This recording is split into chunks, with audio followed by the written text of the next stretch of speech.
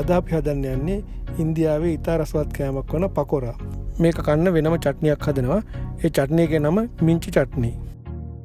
මේ වගේ රසවත් කෑම වට්ටෝරු ගැන දැනගන්න අපේ රසටකම channel එකට subscribe කර හෙට දකුණු පසින් නැති සීනුවද ක්ලික් කරන්න. මේකට අවශ්‍ය වන්නේ leeks ග්‍රෑම් 100ක්,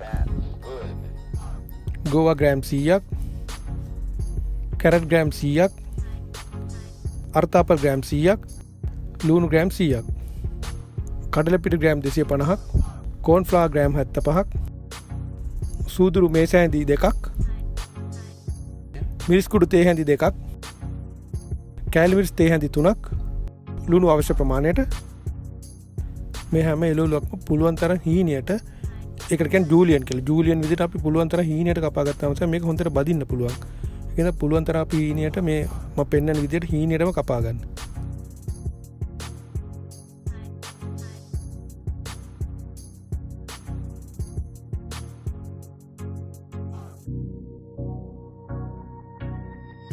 ඒ කපාගෙන වෙනම එකම බෝල් එකකට දාගන්න.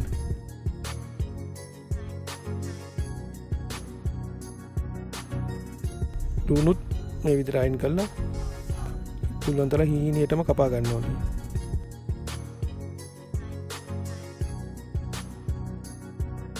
කපන එක හීන් වෙන තරමට තමයි හොඳට බැදෙන්නේ.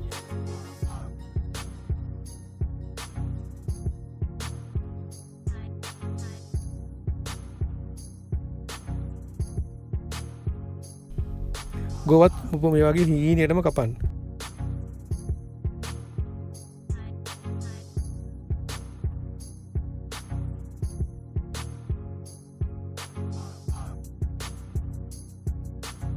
ලීක්ස් ගහේ වයිට් පාර්ට් එක අපි ගන්නේ දණ්ඩ විතරයි ගන්න. ලීක්ස් ගහේ වයිට් පාර්ට් එක දෙකට කපලා මේ විදිහට හීනියටම කපා ගන්න.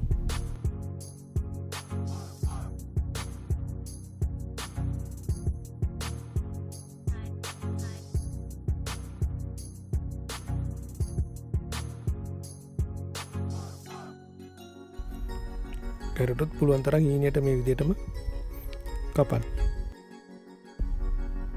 මේක ග්‍රේට් කරගන්න හොඳ නැහැ. ග්‍රේට් කරගත්තාම මේක වතුර වගේ එනවා. ඒකයි අපි පුළුවන් තරම් අතින්ම කපා ගන්නෙ.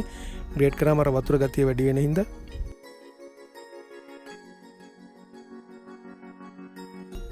මේක ඊට පස්සේ කවලම් කරලා හොඳට ඒකට අපිට අවශ්‍ය ප්‍රමාණයට ලුණු මේ සැඳි 2ක් පමණ දා ගන්නවා.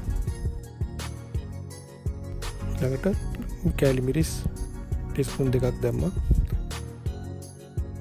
මිරිස් කුඩුත් ඒ විදිහටම දැම්මා.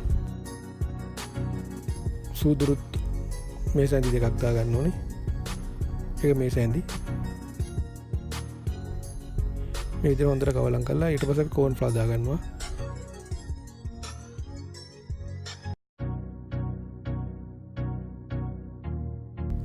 කඩල පිටි අවශ්‍ය ප්‍රමාණය දාලා හොඳට කවලම් කරනවා. ඒක හොඳට කවලම් කරන්න ඕනේ. කවලම් කරාම ටිකක් ඇලෙන ගතියම දිනම් විතරක් අපි වතුර දා ගන්නවා. නැත්නම් අවශ්‍ය වෙන්නේ නැහැ වතුර. පොඩ්ඩක් වෙලා යනකොට ඕකේ අර ගෝවා එකේ තියෙන වතුර වගේ ලුණු වලට එළියට එනවා. ඒකෙන්ද අපි ඕකේ වතුරට අවශ්‍ය වුණොත් විතරක් වතුර පොඩි හැඳි 2ක් පමණ දා ගන්න. මෙන්න මේ විදිහට තියෙන්න ඕන මික්ස්චර් එක. අපිට අතේ ඇලෙන්නේ නැති ප්‍රමාණයට වගේ ඒක දා ගන්න. මේ විදිහට පොඩ්ඩක් මේව අතින් අරගෙන මේ විදිහට රවුම් කරලා පොඩ්ඩක් ඇඟිල්ලෙන් තලලා බෝල් එකක් වෙන්නේ නැති නේ වඩේ එකක් විදිහට පොඩ්ඩක් තලලා ඒක ඇඟිල්ලෙන් මෙහෙම කරලා වෙනම බෙද ගන්න.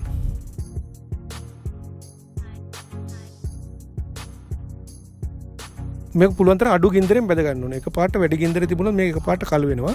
ඒකින්ද පුළුවන් තරම් අඩුම ගින්දරෙන් තමයි මේක බෙදෙන්න. මේක ටිකක් වෙලා තියලා බෙද ගන්න. කළු වෙන්න නොදී මේක රන්වන් පාට වෙන්න බෙද ගන්න.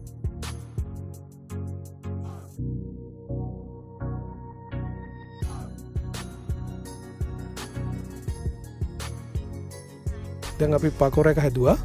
ඊට පස්සේ අපි මේ බලමු චට්නි හදන විදිය. මේකට අවශ්‍ය වන්නේ මිංචි ග්‍රෑම් 50ක් ගන්න කොළ විතරක්. දඬු ගන්නෙ නෑ. කරපිංච ග්‍රෑම් 15ක් විතර. අමු මිරිස් ග්‍රෑම් 10ක් වගේ. ඉඟුරු ගන්න ඉඟුරු ග්‍රෑම් 10ක්. සුදු ලුණු ග්‍රෑම් 20ක්. දෙහි ස්වල්පයක් අවශ්‍ය ප්‍රමාණයට. මුදවපු කිරි තේ හැඳි 5ක් වගේ අවශ්‍ය වෙනවා. ලුණු චුට්ටක් අඩුවෙන්ම ලුණු දාන්න ඕනේ. මේ විදිහට ඒක බ්ලෙන්ඩර් එකකට දාලා හොඳට තුනී වෙන්න බ්ලෙන්ඩ් කරගන්න ඕන පේස්ට් එකක් විදියට.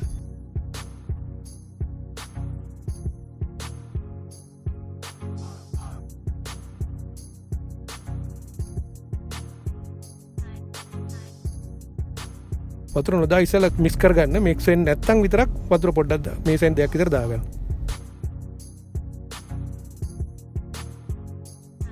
අඩුම වතුර ප්‍රමාණයක් දාගන්න. වතුරක් වගේ තියෙන්න ඕනේ මේ පේස්ට් එකක් විතරයි තියෙන්න ඕන. මේ විදිහට පේස්ට් එකක් විදිහට.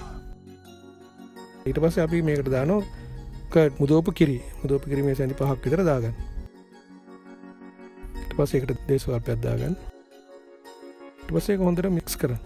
ඔක තමයි අපි මේකට කියන්නේ චට්නිය කියලා. මේ පකෝර කන්න මේ චට්නිය අවශ්‍යමයි. මේකත් එක්ක යම තමයි මේක නියම රස එන්නේ. අපි පකෝරයකට දානවා අසමෝදකම් ඇට. චට්නියකට නෙමෙයි පකෝරයකට දාලා අර විදිහට හොඳට කවලම් කරන්න. ඒක තවත් රසයි. අනිත් එක බඩටත් ඒක හොඳ ඖෂධයක්. දැන් කාලා බලන්නකෝ කොහොමද කියලා. මේක හදන්න එච්චර වෙලාවක් යන්නේ නැහැ. අපිට ගෙදර අඹුතන ආව ගමන් මේව හදන්න පටන් ගත්තා මේක හදන්න පුළුවන්.